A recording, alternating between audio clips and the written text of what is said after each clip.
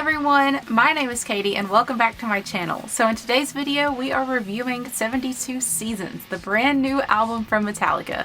So you guys have seen me do a few reaction videos for the singles that came out for this album, so I'm not really going to be breaking down those songs today. You can kind of watch those reactions if you really want to know every thought I have about those songs.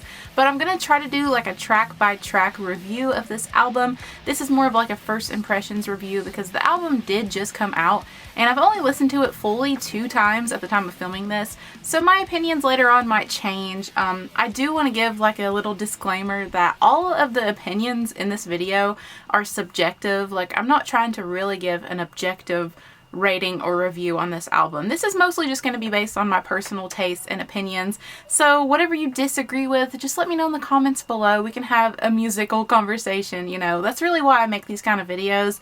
It's not really to like sound entitled to these people's music or try to say that my opinions are correct or something. It's more just to start a conversation and, you know, make friends who like the same music as me. So I hope all of that makes sense. I really do enjoy just breaking down stuff, especially when my favorite bands come out with new music. I love to like analyze it and really break down how I feel about it, you know? Like I said, first I'm going to do like a track by track review and then I'm going to give like an overall view and rating of the album. So the first song on the album is 72 Seasons, the title track. I did make a reaction video to that, but overall I did like that song. I thought it was a little bit boring and sort of drug out. I do think it's one of the better songs on the album in hindsight. You'll find out why throughout the video. But let's talk about the first new song that we hadn't ever heard before, Shadows Follow. So this one had one of those hip swinging grooves in it, you know. I kind of like when Metallica does that. It's kind of like Black Album meets Hardwired. You know, you got that modern Metallica sound, but with the Black Album groove and slowness, maybe a little bit of load and reload as well. In the notes I took here, I said it definitely sounds like a Hetfield and Lars song. So I guess I meant, I don't know, a lot of times you can tell when it's just James and Lars in the studio together. I'm sure you guys know what I mean. They have this certain dynamic that they do in their songs, and it kind of ends up making all the songs sound the same and generic over time. But I just can always tell when it's those two who wrote the song by themselves, which is most of the songs if I'm honest. I wrote down here that the lyrics are good. That's going to be a common theme throughout this review, is the lyrics in these songs are very vulnerable. I feel like James just poured his heart and soul out in the lyrics to these songs. I think I started losing hope listening to this song because I said modern Metallica formula, you know, everything when they write these new songs, it's very formulated and it just sounds like stock music, like very generic and copy and paste a lot of times. I said, please don't be like the others, frowny face. Because the very first song that was new to me, I already was like, no, please don't sound like all the other songs. Like, I want something different. Going into this album, I really wanted something that was just going to be completely different than anything they've done before, or just different than they've done recently, just something, you know? The next note says, unfortunately, the solo was the same as always. That's a common theme on this album as well. A lot of the Kirk Hammett solos were a little bit repetitive, and honestly, I feel like you could take a lot of his solos from one song and like mix it with another song and you wouldn't even notice a difference. Overall, this first song, I just thought it sounded a little bit too clean and like kind of overproduced. I really did like the lyrics, but it just had that basic sound that I was a little bit tired of. Things got a little bit better on the next track, which was called Sleepwalk My Life Away. They actually released a music video for that today as well. And it started off a little different. It had like a bass intro, which I really like. I love when Rob Trujillo gets a moment to shine in this band.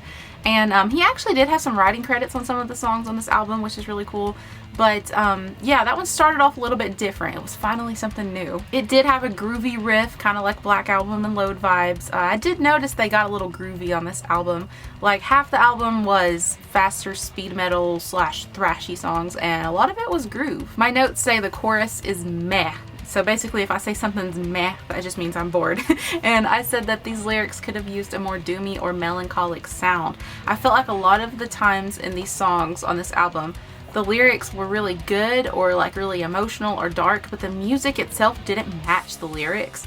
Like, he'd be singing about something really sad, but the notes that it was sung in was like a beat, and like, I don't know if that was on purpose to be like a contrast of each other, I don't know, but it didn't really work for me. I felt like it didn't match what he was saying. Like, a lot of his vulnerability was kind of going to waste because the songs just did not match the vibe at all. I wrote down that the song composition was getting old. You know, a lot of these newer Metallica songs, it's like you start off with a long intro, you have the first verse, then a chorus, then a verse, then a chorus. Kirk plays the same predictable solo. You guys know what I mean? Like, I hate to be so negative, but it is really predictable. I feel like the album could have been cut in half and they could release like half the songs and it still would have been the same album. Or like the songs could have been half the length that they were, something like that. I did write down that the final riff in that song was menacing. I actually don't remember what that is now, but there were quite a few like almost doomy riffs on this album, like kind of like Black Sabbath vibes. I think it was in the next song, You Must Burn, so we'll talk about that one. That one had some Trujillo writing credits, and I love when Rob gets to have a hand in the songwriting. I don't know if he came up with the riffs in this song or not, but it did have some like Sabbath riffs, which I thought was really interesting. It was like a really slow and heavy song. Like, it was the first time throughout listening to this album that I made like a stink face. I was like, so it kind of gave me like Load and Reload vibes. It was a little bit darker. Like I said, just doomy, like old school Sabbath sound. There was a part where the notes start to descend and it sounds like you're like descending into hell. You know, the song is about like burning witches at the stake and all that stuff, you know. I think it's kind of metaphorical, but whatever.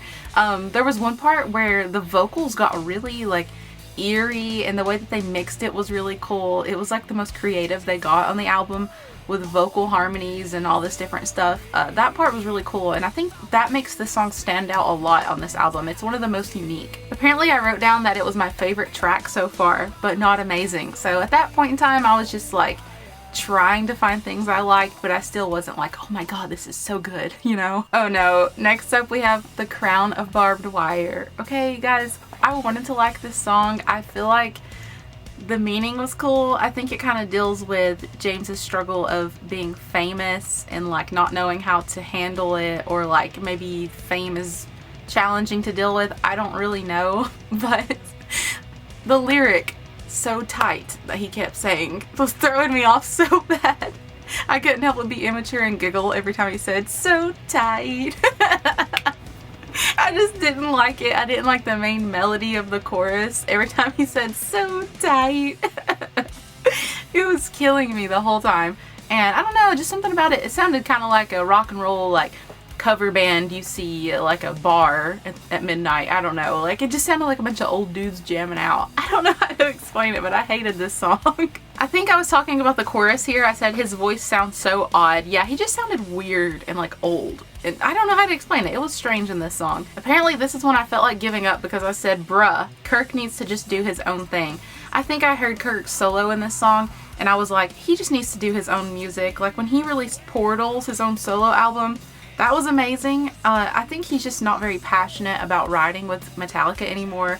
Like, I feel like he just shows up to the studio and just like doesn't really give much of anything to go off of. Like, James said that him and Lars wanted to allow Rob and Kirk some more creative freedom in this album and that they tried to do that, but I just think the passion isn't there, and you can hear it in the solos. Like, Kirk is a skilled guitarist, but when it comes to actually writing a solo, it's not very, I guess composed is the word. It's just kind of thrown out there, jammed out there. He just does a few licks and then that's it. Like, it's just not special anymore. I also said James needs to do a non-metal album. I think it would be cool if James branched off and did something maybe like Load and Reload, like some rock slash maybe a little country vibes, southern rock, I don't know.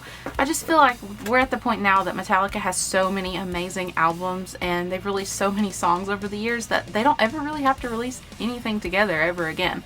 They have so many songs that they can perform live, that they could tour forever. Like, they don't really have to release anything new. And they don't even have to release an album to sell out a tour. Like, it really has nothing to do with that anymore. They could just announce a tour at any moment and people are going to buy tickets. So I'm like, I don't know. I just started to feel like maybe they should like call it quits with the album writing, because it's just not working out anymore. I just don't think the vibe is there. I don't think the passion is there between all of them. I feel like James is the only one that really brings anything to the table. Lars just kind of like throws in some drum beats and that's pretty much it. Like, there's not much to go off of if it's just one person. And I think whatever producer they're working with right now isn't telling them like what's good and what's bad, and they're just kind of letting them do what they want. At least that's the vibe that I get. Like, I feel like they're not getting that outside ear telling them what to do, or they're telling them to play it too safe. Like, there's not very many risky aspects to this album. It's all very generic and bland and easily digestible, but I don't really like that kind of thing. I like things that are harder to chew and you gotta think about it more. It takes more brain power. You know what I mean? So just whatever producer they're working with right now, I feel like they didn't really do their job on this one. They made it sound too clean and produced and safe. Next up is Chasing Light. I said the beginning made me jump. Yeah, I think the first line where James started singing, I like jumped because I had my headphones on really loud and it scared me. And then I said the music just doesn't match the lyrics. It just didn't. I was like, these lyrics are good and dark and powerful, and the music was just not working out. Apparently I was trying to stay positive at this point because I said at least we're getting a cool tour. Okay. I am excited for the tour for this album, but we could have just went without these songs, y'all. Next up is Too Far Gone, and I actually kind of like this one. I've listened to it twice. Like this, of course, these notes are from my first time listening. I have listened to it another time. I like this one. It's a little bit catchier. I like the lyrics. I said emotional lyrics, frowny face, because I related to it. It's like, am I too far gone to save? I really felt that. I said, man, I'd do anything to hear this in a more dynamic or complex song. I really wish, I keep saying those words over and over, dynamic and complex, but gosh, I would do anything for this vulnerability and this passion and this emotion to be put into a better song, because there's so much potential there. I love that melody where he says, am I too far gone to save? Am I too far gone to save? Help me make it through the day. I love that. There was a nice like dual guitar harmony moment in this song that I really liked, and some really nice vocals in the bridge. Overall, this was one of the better songs on the album for me. Next we have Room of Mirrors. I overall liked this one. I liked the speed. It was a little bit faster of a song. The lyrics were really cool. It was more about fame and media scrutiny and like how these news articles come out about people and like they over dramatize and over exaggerate everything that happens in these people's lives. I thought that was really interesting to hear from him. This is the moment where I said this is James and Lars's album in my opinion. Okay, so this is another song that was written by Het and Lars alone, and this whole album is really just theirs because you got like the speed metal, the thrashy drums from Lars. I think Lars's drumming is actually really good on this album. I think he's been doing a lot of work since Hardwired, and I think he's doing a great job. And then of course you have James with his vulnerability and the riffs that he wrote for this album. Some good rhythm guitar work here and there. I just feel like this album really belongs to them too. Towards the end of Kirk's solo in this song, it kind of got me, and it started to turn a little bit like power metal-ish. I really did like this one. Like, it wasn't outstanding, but it was one of the better ones. So the album finishes off with an 11-minute track, and it's crazy because this is my favorite song from the whole album. Other than some of the singles, I do like If Darkness Had a Sun and Screaming Suicide and those songs. I do like the 4 singles that came out first. But I think A Morata is probably the best song on this album as a whole. I don't know what it is, it just really connected with me. First off, the song A Morata means female lover, so you could probably predict that this song is going to be about divorce. To me, I think it's about James's recent divorce, and it kind of gives the vibe of the song is about like a toxic relationship and like a love and hate relationship. You love that person but you resent that person, that sort of thing. It's really dark, but it's not just the lyrics in this one. The overall composition of the song is the most advanced out of the whole album. It's more progressive. There's a lot going on. I mean, it is 11 minutes for a reason. Instead of doing an instrumental on this album, it seems like this one was like the placeholder for an instrumental. They just went all out. I feel like this is the song that they really, all the members really like did something on this one. This song had the most authenticity and passion out of all of them for me. I wrote here that I love the dark sound. I said it feels like a Black Widow is coming to get me. I don't know what James did in writing the riffs in this song or whatever, but he did make it feel like there was like this evil, like contemptuous whatever coming to get you. Like, if that's how he describes his love life, woof.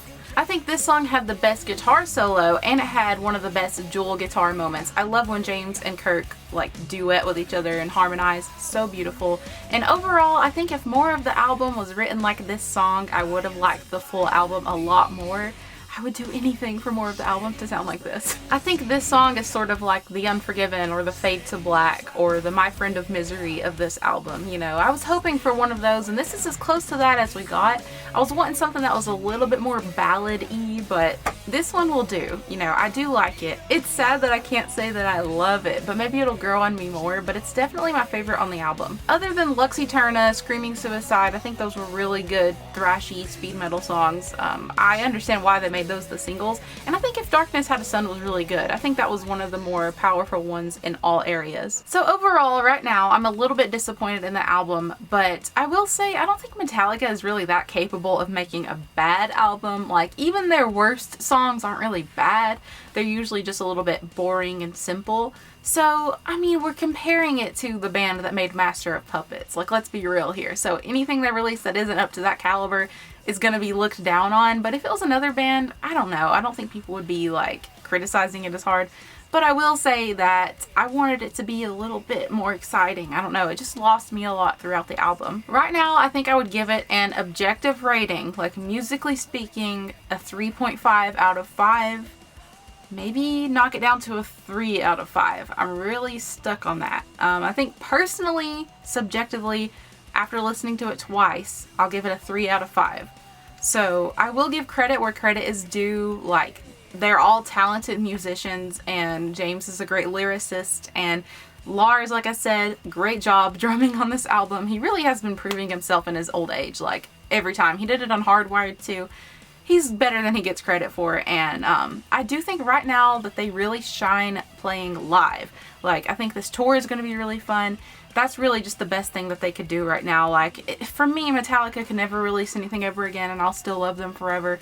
They could release 50 bad albums, and I would still love them. Like, they have such a strong legacy that it really doesn't even matter anymore. Like, they've already proved themselves, so if they're still passionate about this stuff, they should still do it. But I kind of doubt that there's a lot of passion there. At least not from all the members. I don't know. What do you think? So I guess that's my Metallica 72 Seasons album review. So I guess we'll see how this album grows on me over time. Let me know in the comments down below what you would rate this album. Like, give it a score out of 5 and let me know. But I guess I'm going to go ahead and wrap up this video right here. So thank you guys so much for watching. If you enjoyed it, make sure you hit the like button and subscribe for future music related content. And I'll see you in the next one.